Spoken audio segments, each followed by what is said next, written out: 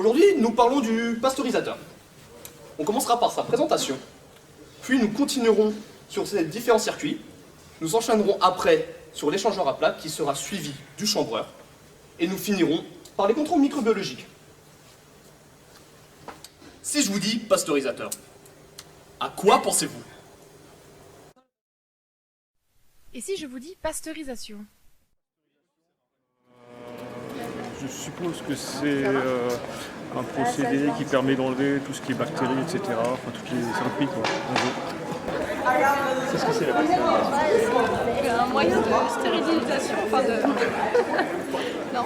En fait, on monte à haute température pendant très peu de temps les aliments et puis voilà, comme ça, il y a une partie une grande partie, enfin pas toute partie j'imagine, mais une grande partie des germes qui sont éliminés et voilà.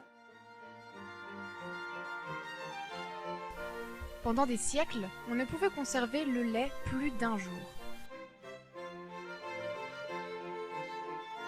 Ce n'est qu'en 1865 que Pasteur mit au point un processus par chauffage rapide qu'on nomma pasteurisation.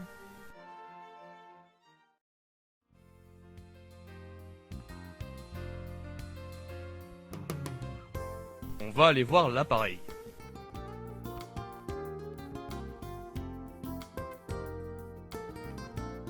Je vous présente le pasteurisateur.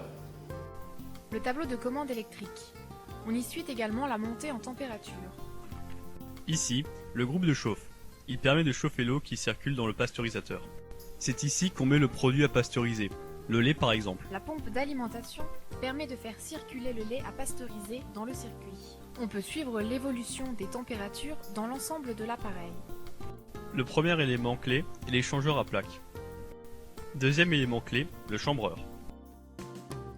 Le circuit d'eau froide passe de l'alimentation en eau jusqu'à l'échangeur à plaques et ressort. Le circuit d'eau chaude passe du groupe de chauffe vers l'échangeur à plaques et retourne au groupe de chauffe. Voyons maintenant le circuit du produit.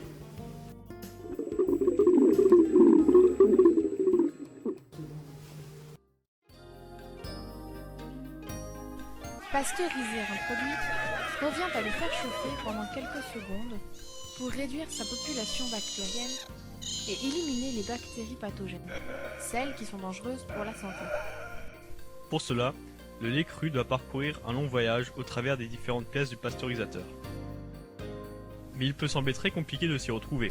Alors voyons comment ça marche. Le lait froid est d'abord versé dans une cuve.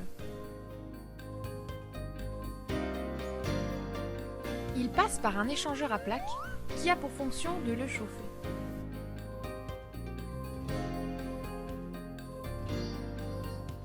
Il ressort chaud de l'échangeur à plaques, puis continue vers le chambreur.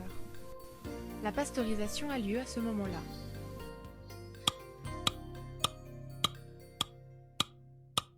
Après le chambreur, le lait pasteurisé retourne dans l'échangeur à plaques pour y être cette fois-ci refroidi.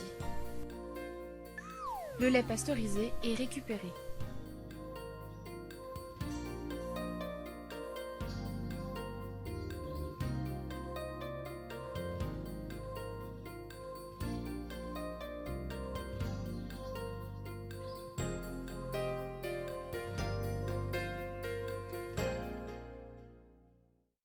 Le premier élément que nous allons détailler est l'échangeur à plaques. Je vais tout vous expliquer avec l'aide de mon assistant. Bien, dessine-moi un échangeur à plaques.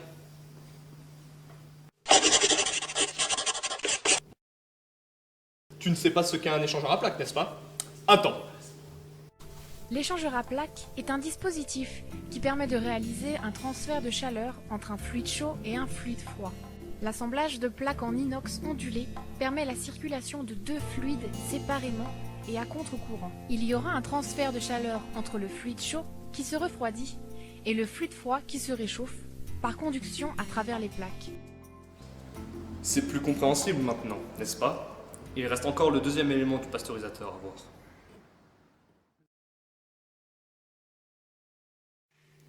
Voyons le deuxième élément clé, le chambreur.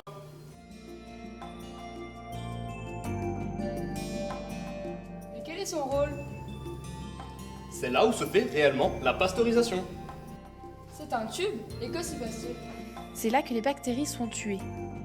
Et pourquoi règle-t-on le débit? Le temps de passage dépend du débit. Prenons l'exemple d'un tunnel. La durée de traversée va dépendre de la vitesse de la voiture. D'après le décret du 9 octobre 1965, numéro 65862, les laits crus destinés à la préparation de lait pasteurisé de haute qualité ne devront pas contenir plus de 500 mg par millilitre. Lors de la remise au consommateur, le lait ne doit pas contenir plus de 300 mg par millilitre. Pour s'assurer de l'efficacité de la pasteurisation, il est nécessaire de réaliser des contrôles microbiologiques du lait. On vérifie la charge microbienne dans le lait avant et après pasteurisation.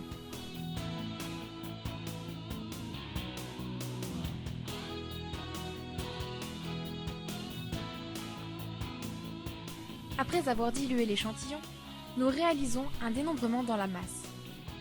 On ensemencera 10 puissance moins 3, 10 puissance moins 4 et 10 puissance moins 5 pour obtenir respectivement environ 500, 50 et 5 colonies par boîte.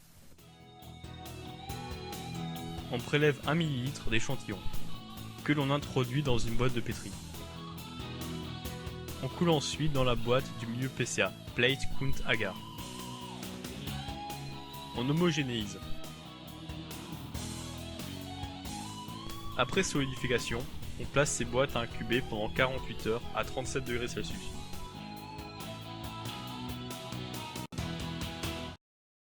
Chaque bactérie isolée donnant ensuite naissance à une colonie.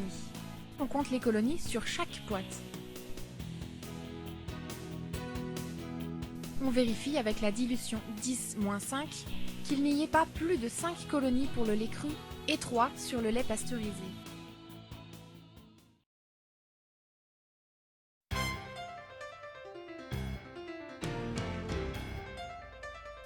En conclusion, la pasteurisation consiste à soumettre le lait à une association temps-température suffisante pour détruire les micro-organismes pathogènes qu'il peut contenir sans porter atteinte aux qualités nutritives et organoleptiques.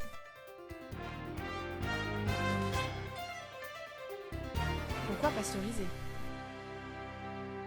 La consommation de produits non pasteurisés peut éventuellement entraîner une intoxication alimentaire.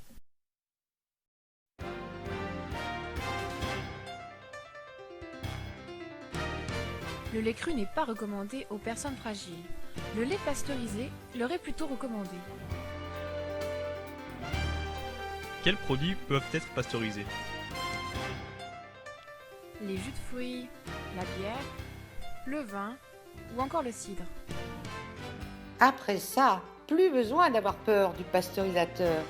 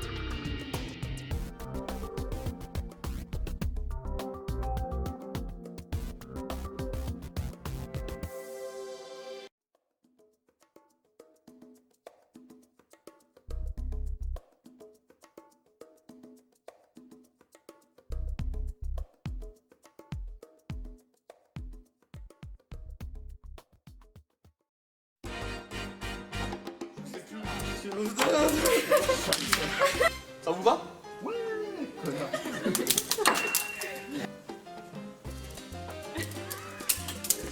C'est méchant. Je vous dis pasteurisateur, à quoi pensez-vous? Plan 6, 3e.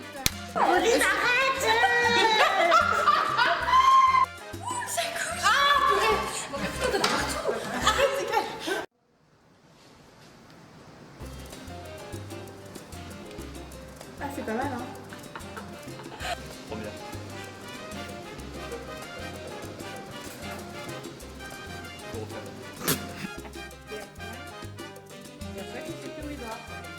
Si, va dans la cuve. Mais oh. Je signale vos films. Je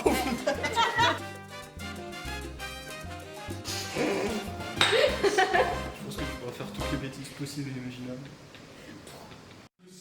Et si vous prenez la porte. Voilà, il n'y a pas besoin d'être d'accord ou pas d'accord, faut juste trouver les 500 000.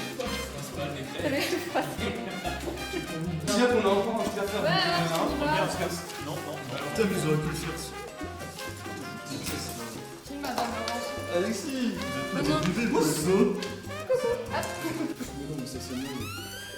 Qui a fait ça? C'est un crime. Qui a fait ça? Franchement, je veux savoir.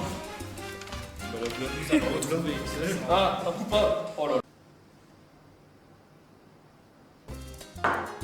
Si, ouais. C'est la scène de l'ascenseur. Oh là.